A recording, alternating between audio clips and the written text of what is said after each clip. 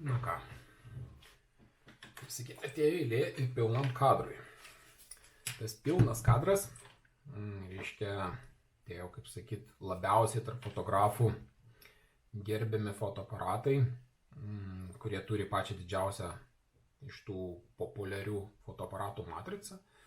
Jį vadina pilnu kadru, nors iš tikrųjų jau toj tikroji profesionalioje fotografijoje yra naudojami didesnės matricos, taip vadinamasis vidutinis formatas, kažkur egzistuoja didelis formatas, nežinau, ar egzistuoja skaitmeninė fotografija, reiškia, dar čia toksai didesnis ir iš vis tokios, reiškia, tų senųjų pilno formato fotoaparatų būdavo stiklinės plokštelės tokio dydžio. Tai va, tas būdavo tikrasis pilnas kadras. Na, šitas pilnas kadras yra padarytas pagal kino juostelę. Kažkas ten kažkada sugalvojo, aš ten nežinau, Wikipedijos mintinai nesimokinu. Reiškia, sugalvojo, kad kino juostelę 35 mm reiškia, galima panaudoti fotografavimui. Na ir tada ten vos ne 100 metų fotografavo juostelę, vėliau atsirado skaitmeniniai aparatai, kurie natūraliai perėmė tą optimalų matricos dydį, nes jau buvo, kaip sakyti, įdirbis gaminant objektyvus, visus tuos, kaip sakyti, veidrodžio mechanizmus ir taip toliau. Ir taip gavosi, kad jau, kaip sakyti, tų paprastų fotoaparatų piramidės viršūnėje, aišku, yra pilnas kadras. Dabar, kokie yra to pilno kadro privalumai? Kodėl čia dabar visi nuo jos baigsta? Na, privalumai esminiai yra tie, kad didelė matrica gali surinkti daugiau šviesos. Ką reiškia tai galutiniam kadrui? Reiškia tai nuotraukai, kurią mes padarome. Tai reiškia, kad galime fotografuoti tamsesnėse vietose. Reiškia, kad turėsime geresnės spalvas, jeigu to šviesos nedaug. Nes jeigu fotografuosim su maža matrica, ten, reiškia, šviesos bus mažai. Reiškia, ta matrica pradės triukšmauti, blogės kontrastas dėl aukšto ISO, blogės spalvos. Reiškia, visų šitų problemų pilnas kadras neturi. Jisai, reiškia, atitinkamai turės sodriausias spalvas tose kritinėse arba ribinėse situacijose, turės neblogą gana dinaminį diapazoną, na ir natūraliai gamintojai krauna geresnius komponentus iš šitos visus reikalus. Nors šiuo atveju, pavyzdžiui, šitas fotoaparatas, čia yra D600, iš tikrųjų šitas aparatas turi labai gerą daviklį, kuris, nepaisant to, kad yra ten vos ne 10 metų senumo, jisai pilnai dar yra aktualus šiais laikais.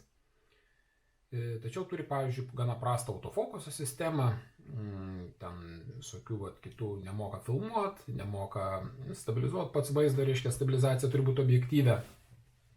Bet jeigu mums, pavyzdžiui, reikia kurti daugiau kūrybinės fotografijas, reiškia, dėl didelės matricos ir tam tikrų fizikos reikalų, aš galbūt pašnekėsiu apie bokeh, reiškia, mes galime gana lengvai atskirti, reiškia, pagrindinį nuotraukos objektą nuo fono.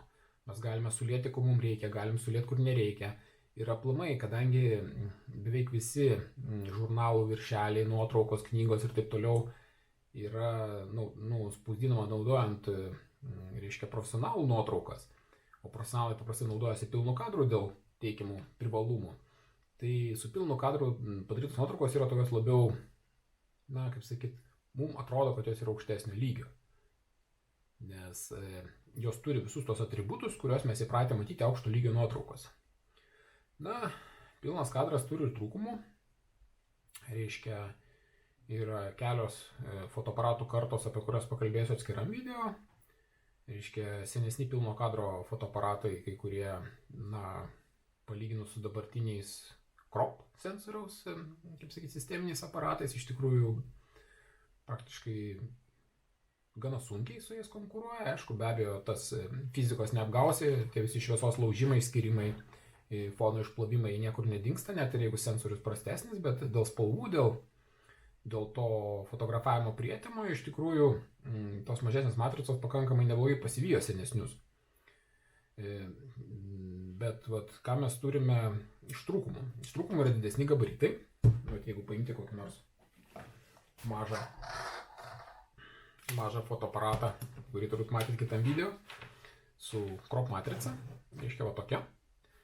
Reiškia, mes matome, kad gabaritai yra gerokai, čia aišku veidrodinės ir taip toliau, bet kadangi matrica didesnė, reikia didesnio objektyvo, nes atitinkamai reikia didesnį šitą ateinančio šviesos srauto pločio, kad suprojektuot su to pačiu intensyvumu. Atitinkamai visi mechanizmai viduje, ypač veidrodinės, o čia yra veidrodinis fotoaparatas, yra viduje veidrodis, kuris vartosi, reiškia, visos dalys yra masyvesnės ir taip toliau. Ir atitinkamai mes turime gana nemažą svorį, turime didesnį medžiagų sunaudojimą, reiškia, daugiau stiklo, daugiau metalo, daugiau visokio elektronikos ir taip toliau. Reiškia, atitinkamai turim kainą, nors dėvėto fotoaparatų rinkoje, tarkim, šitas fotoaparatas D600 arba 610 yra turbūt pats optimaliausias, kaip sakyti, pirkinys kainos prasme, kiek gauni už reiškia, tos pinigus. Yra iš Nikonų dar D700, kuris yra legendinis pilno kadro fotoaparatas, jisai turi profesionalų valdymą, čia yra mėgėjiškas valdymas, arba, kaip pasakyti, entuziasto valdymas. Reiškia, jis yra daugiau pritaikytas žaisti su fotoaparatu, negu dirbti. Čia tai aš vadinti nekalbu, čia iš vis yra, kaip sakyti, labai, kaip sakyti, subtilus fotoaparato valdymas. Ir jeigu, tarkim, fotografuojamos sporto varžybos arba kažkokie svarbus renginiai, įvykiai, galų galia tos pačios vestuvės, taip, su šito fotoaparatu visą tai galima padaryti, be jokių didelių problemų, bet, kaip sakyti, jeigu reikia profesionalesnio, pavyzdžiui, pas Nikono valdymo, va, čia yra jau toksai profesionalesnis etapas. Žinoma, jis negali prilygti tiem jau tikriem Nikono reportažiniam fotoaparatam, ten, kurie prasideda ten D3, D4, D5 ir taip toliau. Bet čia yra pakankamai toks optimalus didelės raiškos fotoaparatas. Ir reiškia, čia jau valdymas yra optimizuotas darbui. Nepaisant to, kad pats fotoaparatas dar skaitosi entuziastų, bet jau daug žmonių su jais dirbo ir su šitais daug vestuvių visi yra atfotografavę. Žodžiu, čia tokia yra slidi riba. Bet va šitas jau yra arčiau tokio profesionalaus studijinio aparato. Tai va reiškia, jeigu aš su tokio aparatu būčiau atėjęs ten į kažkokią fotostudiją prieš, nežinau, 10 metų, tai visi natūraliai būtų priėmę, kad viskas čia tvarkoja. Reiškia, čia žmogus profesionalas, rimtai nusiteikęs, ir to iš čia pašaudės. Na, aišku, čia objektyvas nelabai tinkamas studijai, čia yra daugiau reportažinis, va toksai, kad kažkokius tai svarbius įvykius įamžinti, ralio varžybas ir panašiai. Tai va, ką pasakyti apie tą pilną kadrą? Na, jis toks yra, tai yra aukščiausias tas laiptelis iš tų tokių, vat, kaip pasakyti, consumer grade, jeigu taip galima pasakyti, fotoaparatų, turiuomenį pačią matricą. Nes jeigu paimti tuos, na, reportažinius, kur ten, sakau, skirti visokiam varžybom, tai ten dar masyvesni korpusai, labai galingi ir greiti mechanizmai, mygtukai tie visi dar labiau optimizuoti. Bet iš esmės, jeigu lyginti va, tą paprastą kropuką, kažkokį fotoaparatą, tai jeigu mes fotkinsim peizažą, na, realiai pilnas kadras čia jau nebūtinai bus pranašesnis.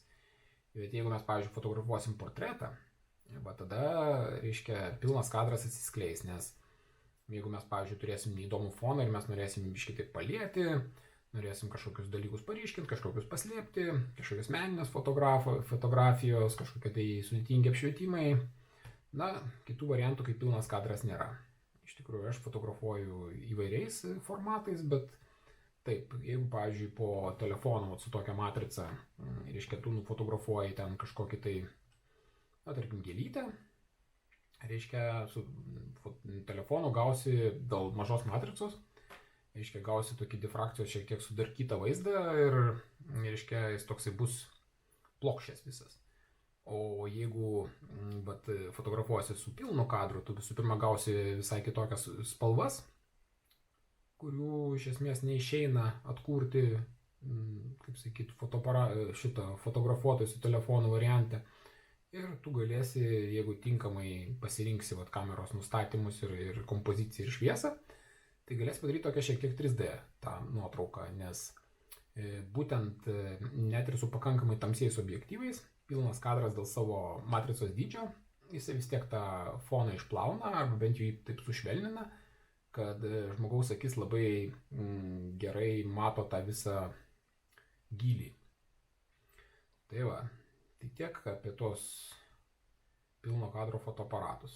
Taip, jie yra brangiausi, jeigu lyginti su kolegomis iš APS-C arba muilinių teritorijos, bet vėlgi, pavyzdžiui, šitokį fotoaparatą arba senesnį, tarkim, tą D700 arba Canono pirmą marką, galima įsigyti vos ne už 100 eurų. Kai tuo tarpu ta pati Nikono P1000 muilinė, kurią galite pamatyti mano tam video apie muilinės, jūs be kokių 600-700 jos nenupirksit. Taip kad čia viskas yra relativu.